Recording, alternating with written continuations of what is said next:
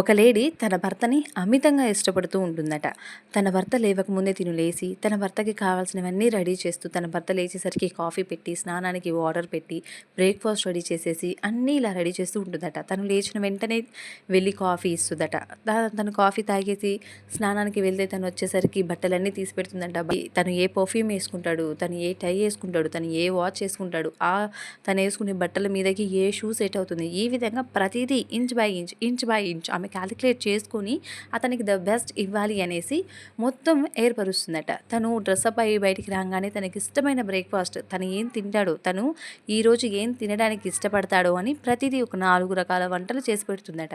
తను హ్యాపీగా తినేసి ఆఫీస్కి వెళ్ళిపోతాడట. తను ఆఫీస్కి వెళ్ళినప్పటి నుంచి తను ఎప్పుడు వస్తాడా అని తను వచ్చే సమయం కోసం ఈమె ఎదురు చూస్తూ ఉంటుందట. తను వచ్చేంత వరకు ఈమె మళ్ళీ ఈవినింగ్ తన కోసం ఇష్టమైన డిన్నర్ చేసి, తనకి ఏమేమి ఇష్టమో తెలుసుకొని, ఆ ఇష్టంలో అతను ఇవాళ ఏం తినడానికి ఇష్టపడతాడు అనేసి 4, 5 రకాల వంటలు చేసి మంచి డిన్నర్ ఏర్పాటు చేస్తుందట. తను వస్తారట, ఇద్దరు కలిసి హ్యాపీగా డిన్నర్ చేసేసి ఆ రోజు అలా పూర్తవుతుంది. ఇలా రోజులు గడుస్తూ ఉన్నాయన్నమాట. ఆమె తన భర్త మీద ఇష్టం పెరిగిపోతూ ఉంది ఆమెకి.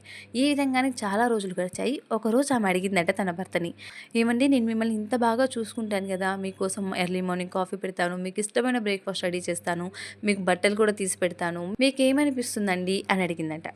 అప్పుడు అతను చెప్పాడట, ఇందులో అనిపించడానికి ఏముంది, ఈ పనులు భార్యలందరూ వారి భర్తల కోసం చేసేవే కదా, ఈ పనులు పని మనిషి కూడా చేస్తుంది కదా అన్నాడట.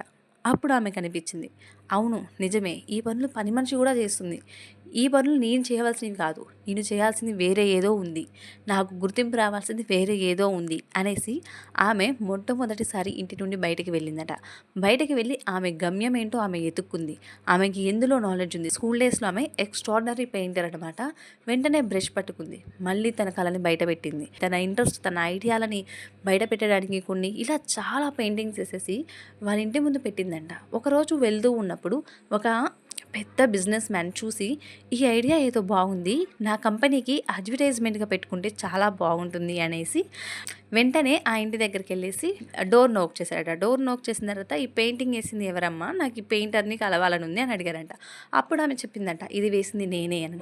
అప్పుడు అతను ఆమెని మెచ్చుకొని, నువ్వు ఇంత మంచి పెయింటింగ్ వేసావా, నీలో ఇంత ప్రతిభ ఉందా, ఒక సాధారణ మహిళ ఇంత మంచి పెయింటింగ్ వేసిందంటే నేను నమ్మలేకపోతున్నాను, నువ్వు ఉండాల్సింది ఇక్కడ కాదు, నా కంపెనీలో ప్రతి ఒక్క ప్రోడక్ట్కి అడ్వర్టైజ్మెంట్ నువ్వే డ్రా చేయాలి, నీ యొక్క ఐడియాలే మాకు కావాలి అనేసి ఆమెని అప్పటికప్పుడు తన కంపెనీ కారు పిలిపించి ఆమెని ఆ కారులో తన కంపెనీకి తీసుకొని వెళ్ళాడట.